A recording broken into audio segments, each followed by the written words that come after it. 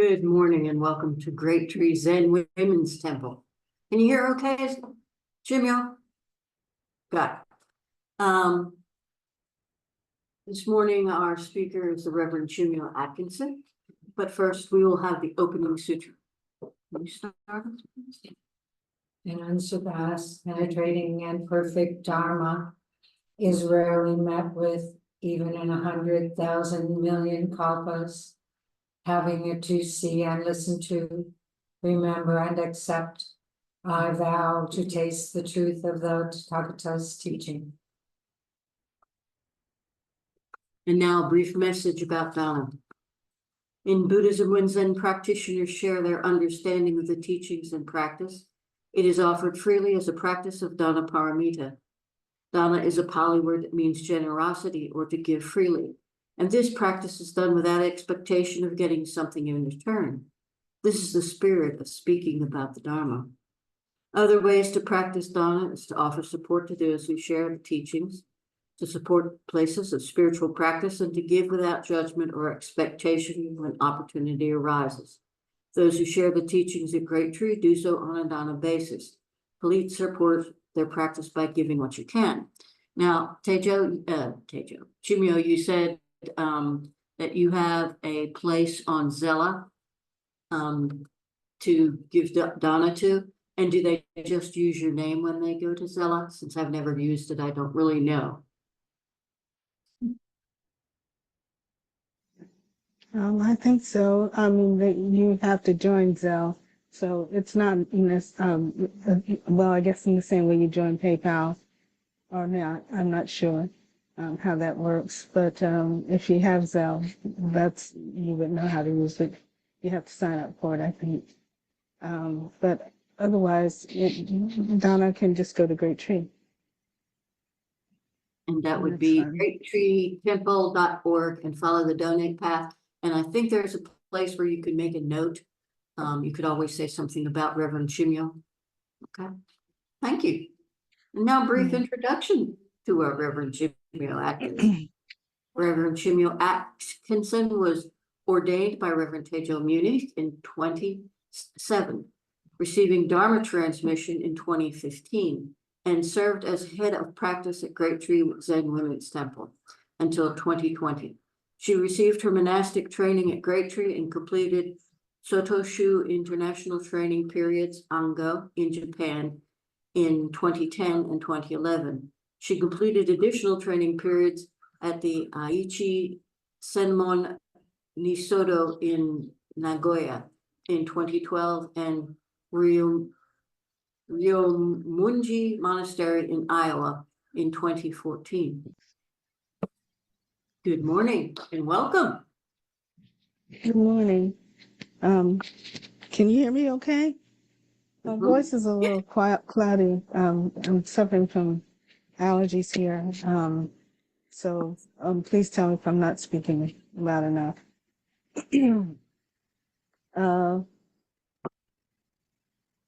When I talked to Teijo about this talk, doing this talk, we were kind of joking. And I said, she asked me for a theme, and I said, I don't know. And so that's what we chose to put as the theme. Well, guess what? I don't know. It turned out to be pretty much clear. Pretty much, I'm feeling it right now.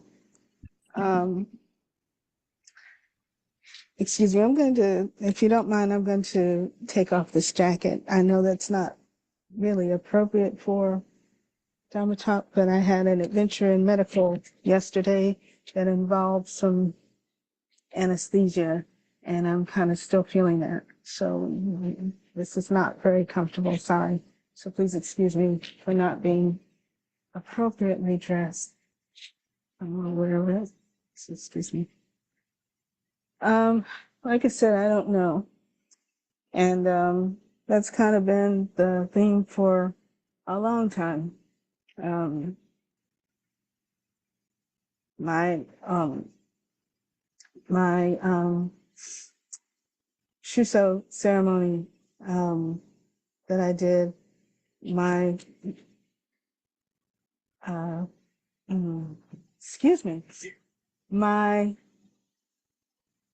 case for that ceremony was Bodhidharma,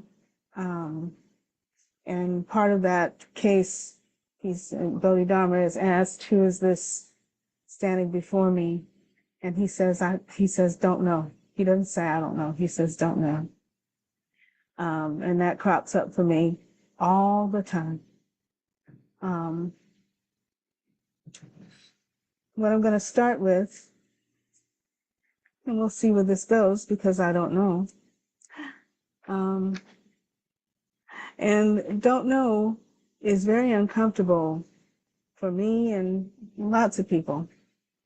To say I don't know is to admit a failing. To say I don't know is to not be in control. To say I don't know is to admit something, to step back. And we all know that there are lots of us out there who, as soon as you say I don't know, will step right in with something they think they know. So there's a lot of competition. It's part of our competition in this culture as human beings. I'm going to read something, and it may or may not, in my brain, it kind of speaks to this. And it may not. So let's see what it does. I don't know. This is an excerpt from an essay I found by Ayama Shundaroshi, who I had the privilege of studying with in Japan a decade ago at the Nisodo.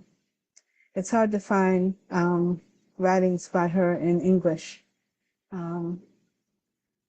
So when I came across this, I've held on to it for a long time, trying to fit it into a talk or fit it into something. So here's my opportunity. It's an essay called "Like Water, Like Air, Practicing with No Self" by Ayama Shundaroshi. She begins, "I wish I were like water or like air, and I often say this to my disciples. However, I know I'm still far away from realizing this wish. The most important thing in Zen practice is to practice no self. Dogen Zenji has told us, even if you sit zazen until the floor breaks, if your zazen is from the ego, then all your effort will be in vain. I'd like to use the following metaphor of water and ice. Water and ice are the same material, but ice is solid. If water freezes in a cup, you cannot put it into another container. If you try by force, both the cup and the ice will break. But water can be poured into any cup. It can flow through any tiny space. Water does no damage to its container. If you're using water to wash the floor, water becomes dirty in order to make the floor clean. If you are like ice, then you can make other people turn to ice. Flowers and fish will freeze too. But if you are like water, fish can live, people can swim, and boats can sail by." If you think of being like water, water in my own metaphor is like freedom. Water is the element to me that for me,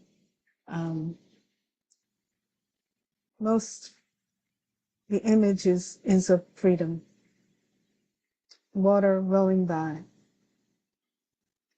Water, if you think of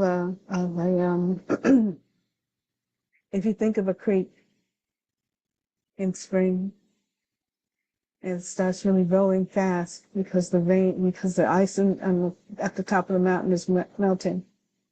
The warmth, allowing it to cascade down through the rocks along the way to the fields of the farmers, to the ocean. that's a free fall. It's at times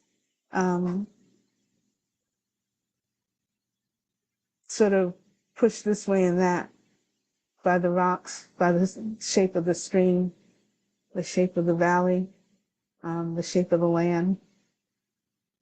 But it freely falls along that shape. It doesn't get caught, except where it does. And when it gets caught, it goes around, it goes through, it goes under, it goes over, whatever it needs to do. The water doesn't know where it's going. If my remembering science, high school science, all this time, well, the way the water cycle works in the world, water falls from the sky as rain or snow. It hits the ground, it melts, it flows into the crevices of the world until it gets to the sea. And then at some point it's evaporated again. And that can take, for a particular molecule of water, can take thousands of years, millennia, before it sees that way again, comes back to the ground again. Because this is a big existence, life. Existence is big, much bigger than me. And so it takes a long time for that to happen. So none of this is a thing of knowing, because in millennia, all the earth changes. In a second, all the earth changes. So that drop of water will never see the same path again. So there's no knowing in this drop of water where I'm going to land. If you think of ice, she uses the image of ice in a cup, water frozen in a cup. It goes nowhere. It's totally trapped in the boundaries of that cup. And if we try to force it to move, to flow in that state, cracks both the ice and the cup.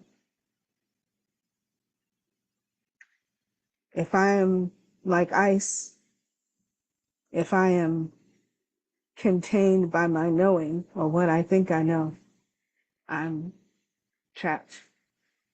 And I'm breaking my world, my own world, with that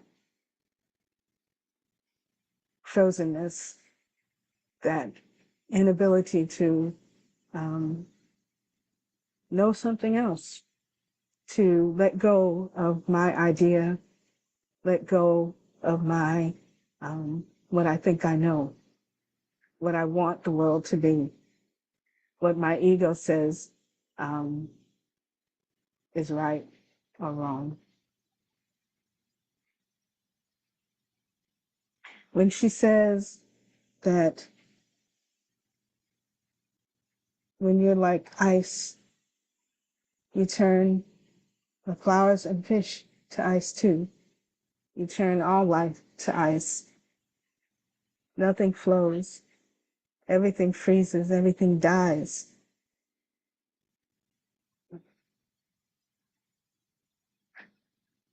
Nothing lives.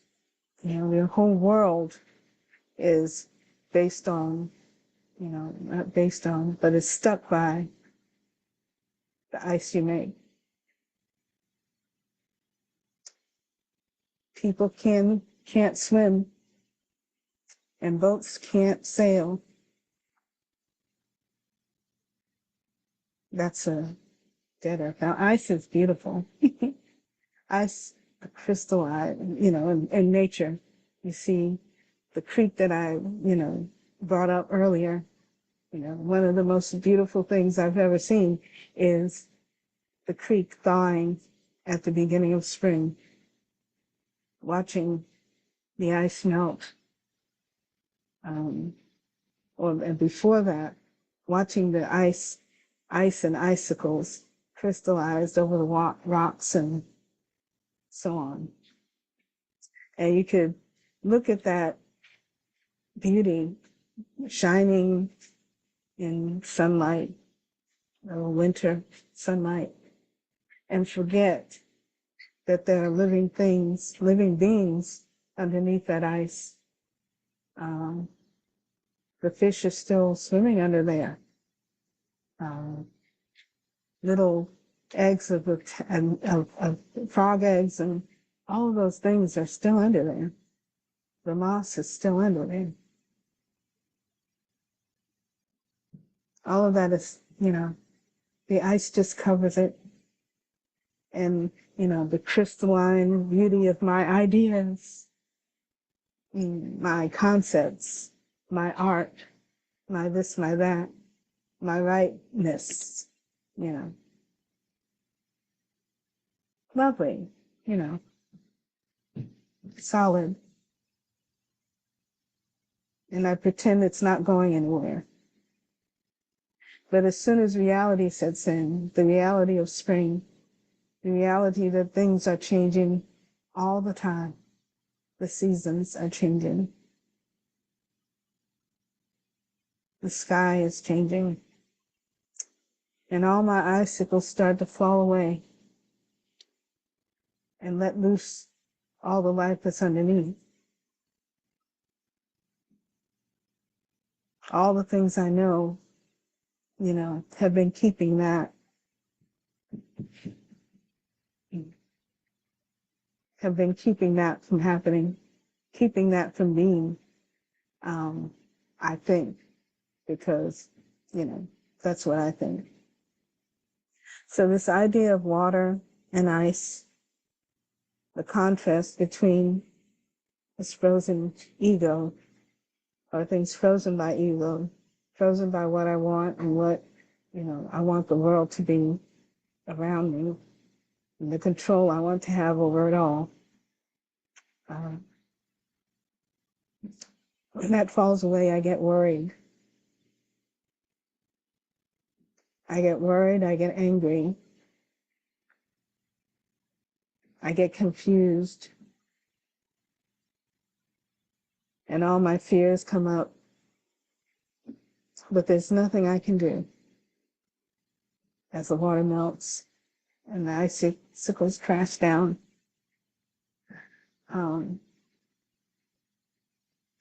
In practice, sitting on the cushion, I can do this too. In practice, sitting on the cushion, I can think, this is it. This is all that's happening. This is all there is. Practice is perfect. Because I'm sitting and maybe I am laying down, my thoughts and so on. And that's all that's happening. But it isn't. Because even in sitting, if I'm sitting like water and I'm really allowing those thoughts to flow through and away like little fish.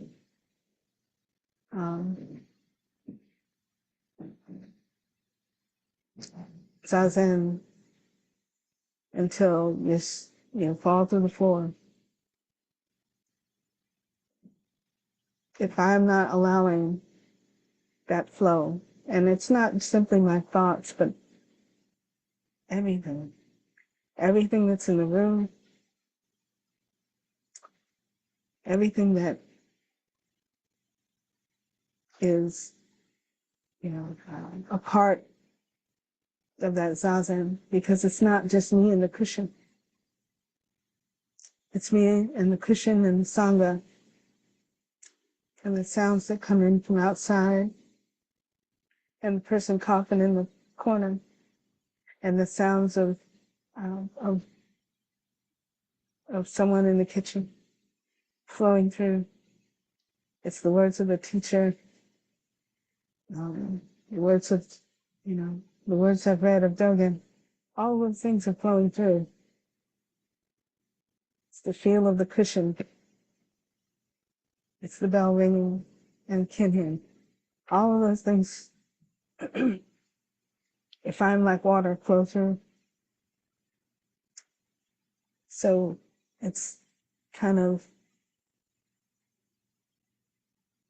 limiting to feel that zazen. It's just me on the cushion breathing. It's every breath in the room. It's the birds outside singing, the rain on the roof, the heat in the afternoon. All of those things to be water in this practice. And I'm probably rambling, but those are what come up. The ultimate freedom of being like water in practice is just that.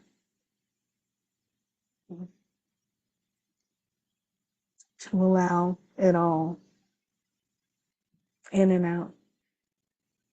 To not create barriers like a cup.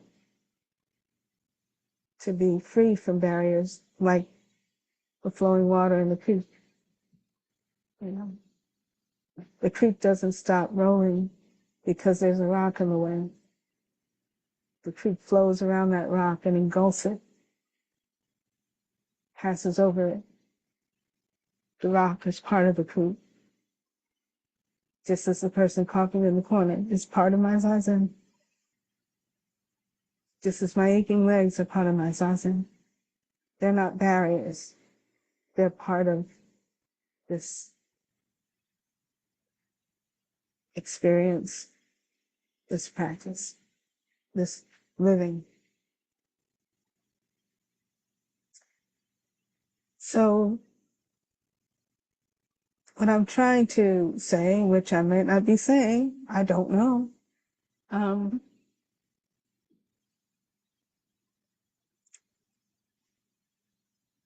Part of not knowing, I don't know, is to understand that life and practice doesn't have a script. It's not a static picture. It's not a cup of ice. It's real freedom in life and in these things is to understand that you don't know. And that when something comes up, it doesn't have to be a barrier. It's part of life. It's part of us, part of me, part of practice, part of Sangha, all of these things. And the way we deal with it, whether we crush it like ice and crush the cup, crush the whole thing and let it fall apart. Well, sometimes it does. Or accept and embrace it, whether we think it's good or bad, to hold it in the same, to just hold it, not saying anything, but to just hold it and see what happens. The idea of what something's going to turn out to be, the idea of what, this path is supposed to look like, the idea of what is going to be the end of the effort or practice. We don't know anything. I don't know anything.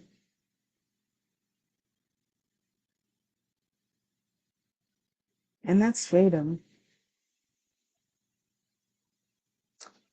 Now we can make plans and all those kinds of things which we love and enjoy to do, those little crystal, plans that we have. They're very beautiful. But the expectation of that they're going to be there forever,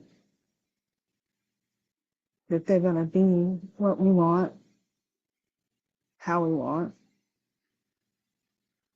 is being trapped in a cage, to be trapped in a car.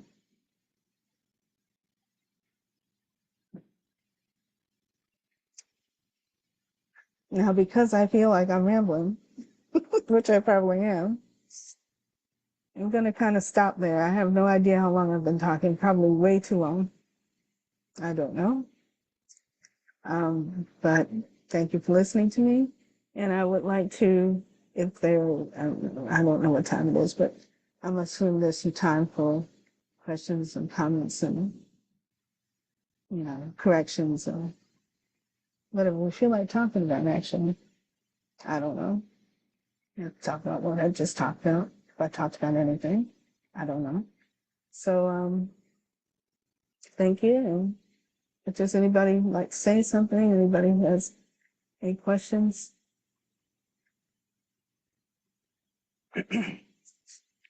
Turn this off, right?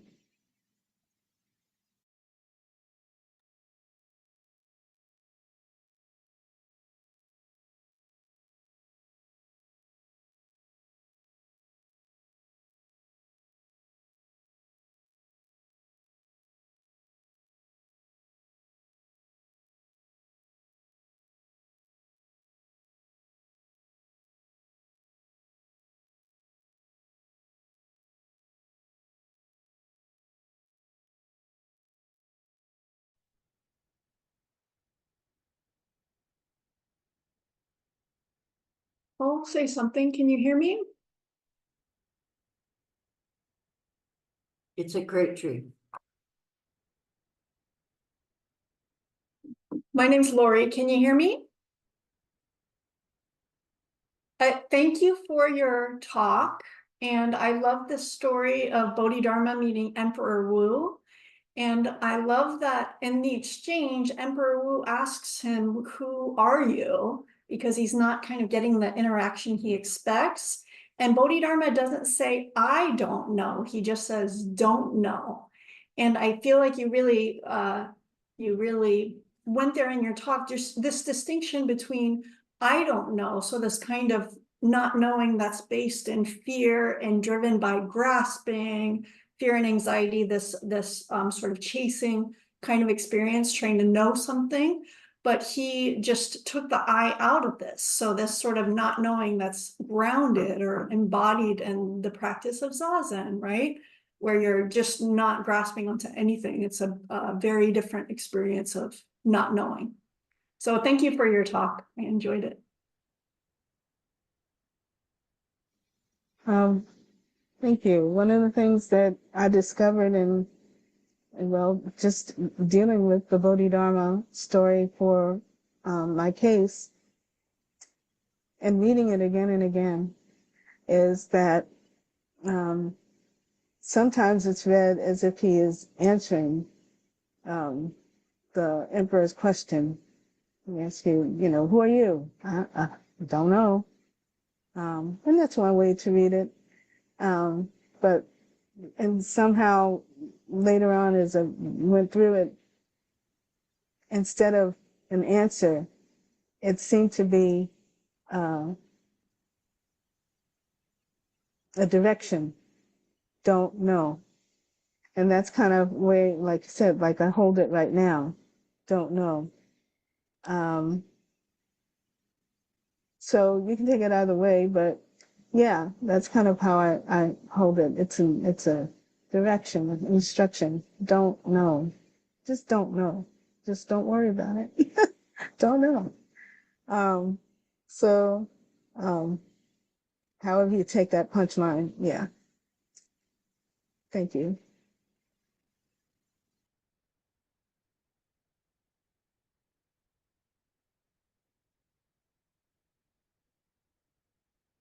We don't hear you again, Chimyo. Was somebody raising their hand before, or somebody about to say something before? I can't track, but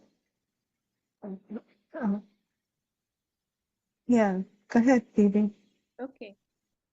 I wanted to thank you. And the image of the water and ice was very helpful. And I appreciate I appreciate your understanding. And yes, it was very helpful. Thank you very much.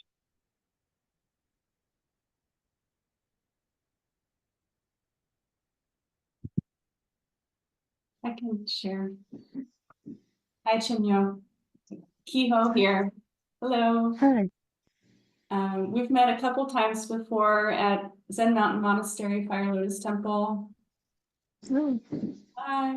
I'm not able to see you Hi. clearly. I'm this big.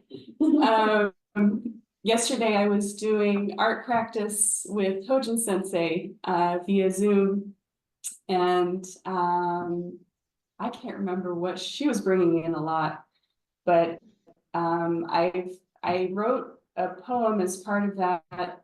It wasn't really a poem. It was kind of a jumble of words that were coming up. And I've been, seeing a lot of anxiety and fear in myself with being, a lot of uncertainty in my life and my work, and I'm the main breadwinner. I'm a woman that's about to turn 40, trying to figure out if I want to have kids, and just feeling, I have a tendency to be the one that is like taking charge and protecting everyone, making sure everything's okay, leading, which I love. But so the words that were coming up in my poem were like, it's not safe to be vulnerable, and it's not safe to be the one that everybody relies on. So it's not safe to be vulnerable, it's not safe to be strong. And yeah, I just then it kind of moved into, that flowing, just accepting what is this feeling, who is this one who is taking charge or not safe. So I hear that in your talk about flowing and accepting the ice, and allowing it to move in accord with its environment. And it's really helpful to be in person and also via Zoom with people that we can gain support from in that process, because it's not easy. So thank you. Yeah, I think, you're not, I think that's a space that just about everybody is in, especially, I don't know, I don't want to say especially in this culture. There are expectations, our own expectations and other people's expectations of what we're supposed to do and what it's supposed to look like and how we're supposed to do it. And those are the places we get stuck. And it keeps us from really opening our eyes and seeing what's really, really here. Because there are all sorts of ways to take care of ourselves and other people. We are never, this sort of idea of strength. We are never not vulnerable, and we are never not strong. And that word strong has this connotation that everything is in control. But the strength of water is in that ability to move when you need to move, that ability to take in the environment and adjust to it, to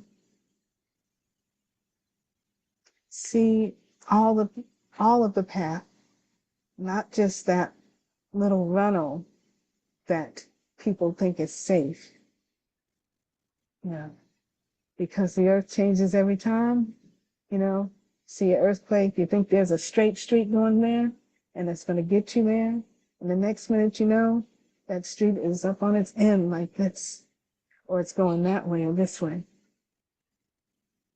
So, you know, there's really no answer to that. There's really just the true practice is to see reality. And your reality is,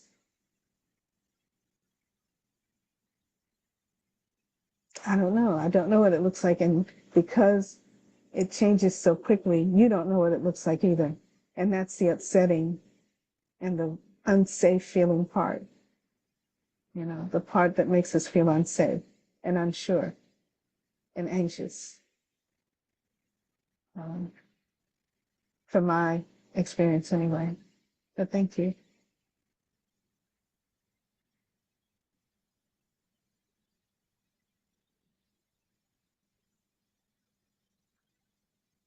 Chimyo, it's Lorna. Hi. It's interesting also to realize that when water flows, it doesn't always know what it's doing. It can be giving, it can be taking a little soil from here and putting it over there. It can be feeding crops and all that. Water doesn't know, it just flows. And we don't know what, when we do something, what's going to happen to what we've done. And it just flows. And how much happens because of that flow, we don't know.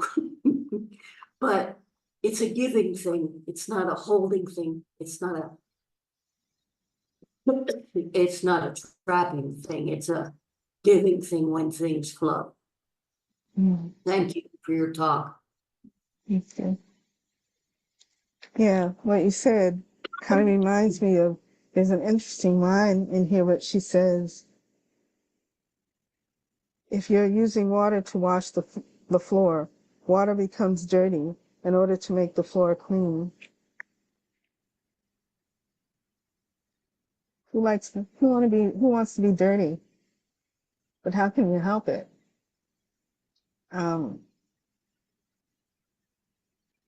If you truly,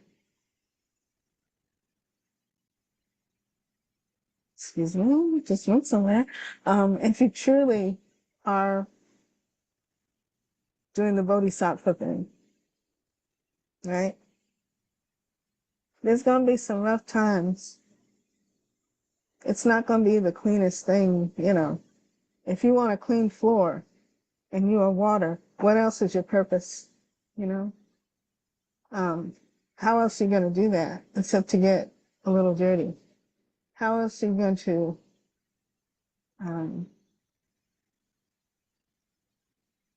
help, you know, be in the, you mentioned the farmer's crops. Water brings the nutrients to the farmer. It brings the sediment to the ocean, makes the beach, makes the delta, whatever it makes. If we're truly in the world and working as bodhisattvas, you know, it's going to look all kinds of ways. It's going to be dirty for a minute until it, and later it runs clean. It runs clean once it's dirty. It sinks into the aquifer, and then it flows out again in somebody's well. You know, we don't know. Whatever our intentions are in the world, we don't know what the future is. We can make a picture of it, but guarantee it doesn't look like that. Anybody in here in flying cars, doing the Jetson thing? You're not in Star Trek yet. See what I'm saying? Yeah, like that's where we're supposed to go, you know. Is it a disappointment because we don't get that picture that we made? How dare I be disappointed for a future that's someone else's? All I can do is right now clean the floor, right now, you know, run the course that I see in front of me. It's going to best help the right now, this moment, these people, this life. And it makes it sound like to an ego that what I do doesn't matter. Hell yeah, it does. So I better do it as best I can. So thank you, Mona.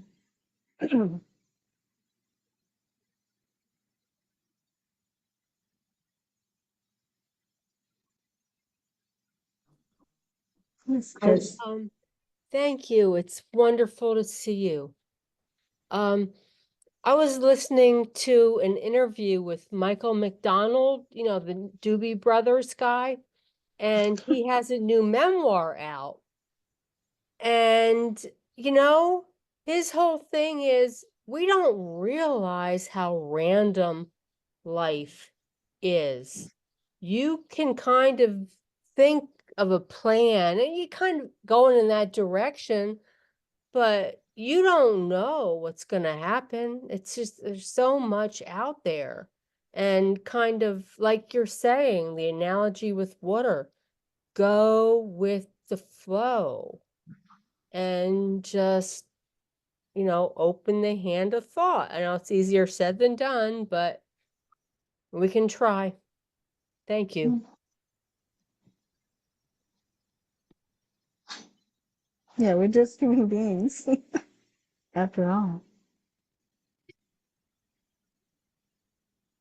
It was, one of the things that came up for me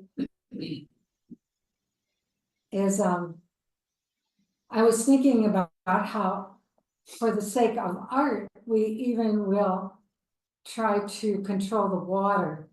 I was thinking about Monet's garden in in France, and one of the things that I learned about that when I visited was that he created those lotus ponds at the expense of the farmers, that the farmers in the area really hated him because he was taking all their water that they used for crops. And I was thinking about that when you were talking and how, you know, it's this kind of attachment to a product that we even try to control the water. Mm. That's interesting. That's something I didn't know. I mean, now it makes it seem, it doesn't make the Monet's flower, his vision, whatever, less beautiful. But how interesting if he had just painted the crop. What would that have looked like? Wouldn't that just have been as, you know, as beautiful, as interesting, you know? That would have made things very different. I don't know. But yeah, that's kind of what we do. And what he came up with, what's on the wall, is very beautiful. But maybe it could have been a bit more, you know, interesting, even more interesting, if he had just painted what was right there. Well, the interesting thing too is that he was never satisfied with his own painting, and he wouldn't even let it be put up, the lotus ponds. He wouldn't even let it be put up. They had to wait until after he died to, put it in a orangery. So, I mean, there's, that dissatisfaction is still there, Mm. Because what he made wasn't real. He just made something up. He made an idea. And he was blind, pretty much. Mm. Maybe that's why he wasn't satisfied. Hmm.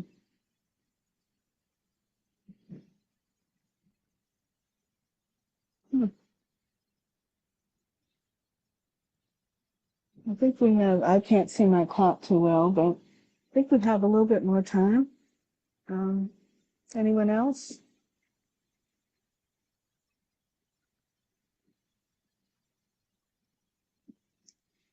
Yeah, I'm sorry, my voice is not doing so well with these allergies, and I'm probably not tracking too well today.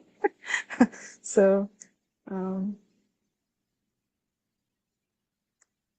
you can bring up anything you want. It doesn't have to be what we're talking about.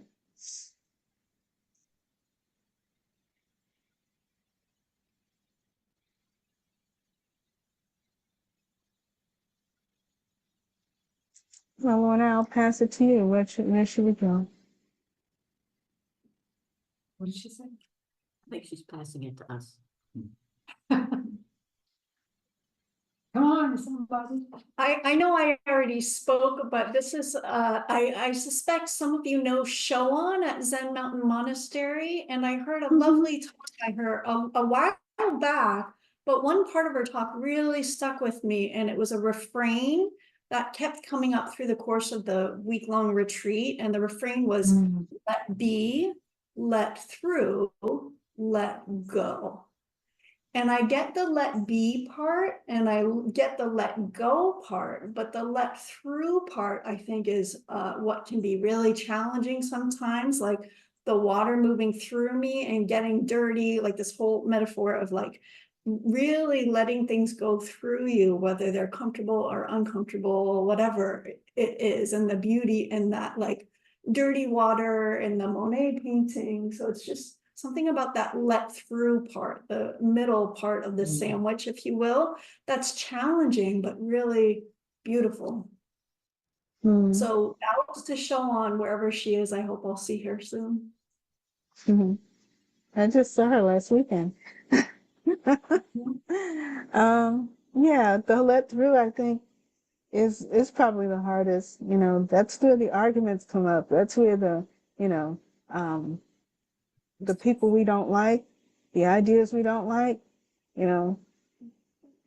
frees us up. You hear somebody on TV spouting about something, and you're like, freeze right up, because that is wrong, wrong, wrong.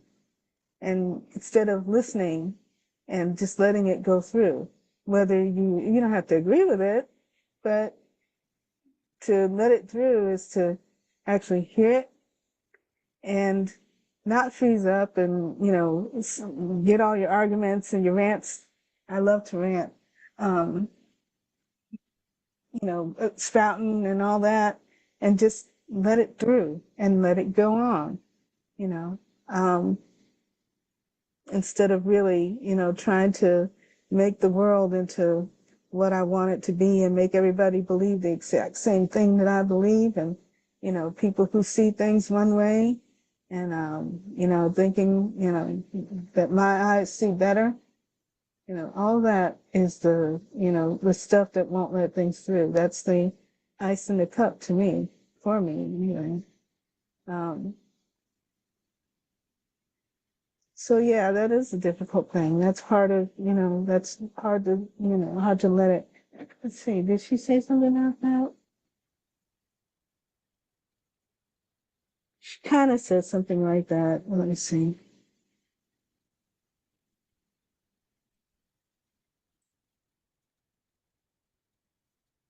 In soda, you have to, wait a minute, this might not apply, but let's see. I don't know.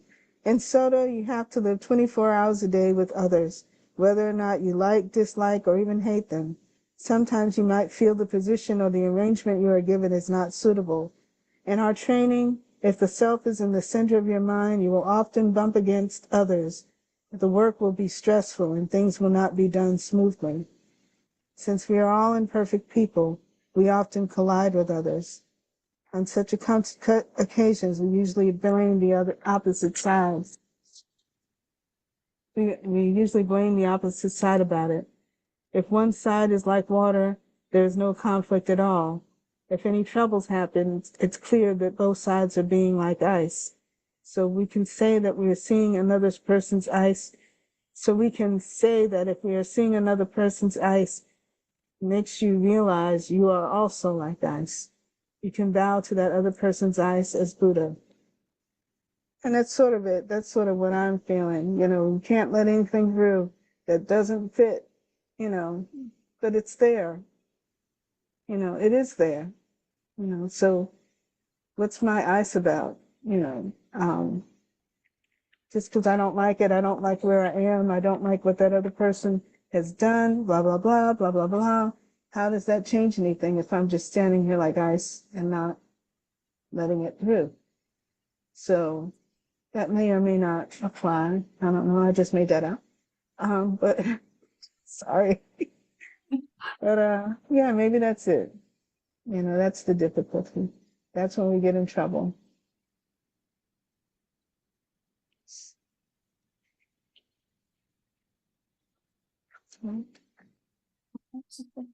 And you don't have, when you're in a situation like this, I kind of understand it because, you know, there's some of us who do hog the microphone a bit.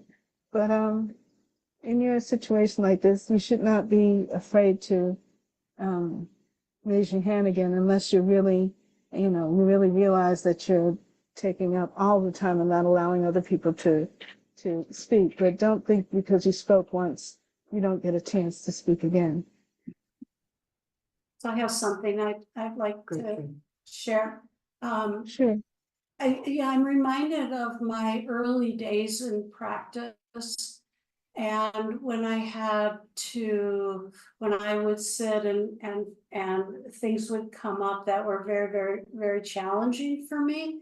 And this whole idea of letting through, it was like the resistance I felt to allowing myself to feel the degree of anxiety that I had, the degree of sadness that I had, all these very, very strong feelings, and to hold them in, that the idea of ice, it was like ice in my chest, you know, that it was so tight, and the fear of allowing those to go through me, I actually thought, particularly with anxiety, that it could kill me.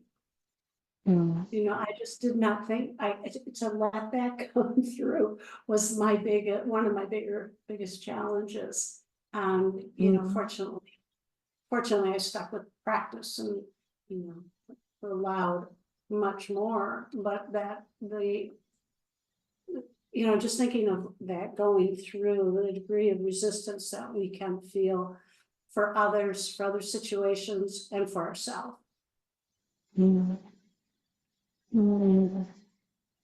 Is that Jenny? No. I didn't see the person. Who's that speaking? Oh, yeah. I'm Karen. Karen? Okay. Hi, I was trying to place who that voice was. You sound very familiar. Thank you. Sorry about that. Thank you. Yeah, it's interesting. Again, this is part of our limitations as human beings, and the way you put it, you know, think about that suffering. When you feel something, so you feel so attacked, I don't know what word to use, so strongly averse to something that it actually hurts. And that is suffering. And that's why you come back to practice. that is a good description of suffering. It's not even that somebody, actually hit you or that you actually been stabbed, but it sure does feel like it sometimes.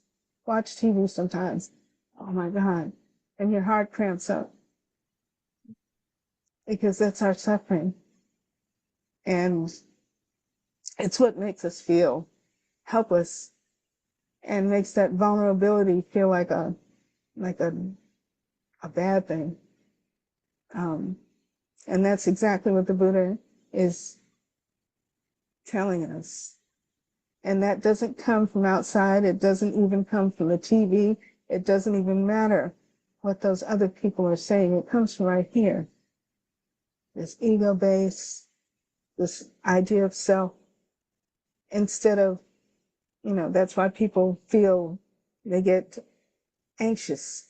We get anxious, we get sad and depressed, to the complete other side. Well, it's not really a complete other side because it's the same thing. To violence, where people, turn to violence. And that's why we have to let those things through and let it go so that we can see how we can, if something is upsetting the world, unbalancing the world, hurting the world, we can't clearly see what to do about it. And so we revert to those ego-based things of, screaming and crying and, lashing out. But if we could get through that and really just not just calm down, but really reach that Buddha heart and act from that instead of our anxiety and our feeling the pain and the disillusion, all of those things, and act from what's the reality of the Buddha, that the Buddha says is beneath our suffering.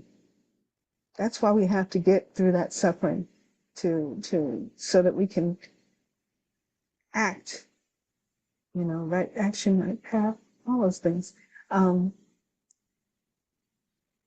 appropriately. I can't find another word for that. I use that all the time. Instead of react from our fear and suffering. So I didn't say that right, but what's right? I don't know. So it's any- 11 o'clock. It's 11 Okay. o'clock. Are Okay. there any announcements? Is Anne there? I I can't. don't see her. Anne's not here. No. Okay. Mm. Well, come next week and see who's speaking. Thank you, Chimyo. Thank you, Chimy. Thank you. It's We'll nice to get see back. all you there. I'm glad that you guys from New York. I don't know if you're from New York, but if you're connected to Zoom out, and I'm glad to see you all there. And meeting with Teijo and everything. So thank you for putting up with me today.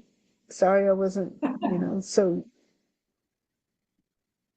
I'm never really anywhere, but in this space. But thank you all, and Thank you. We'll give back the merit. May the merit of this practice. May the merit of this practice Benefit all beings. benefit all beings And bring peace. and bring peace. Thank you.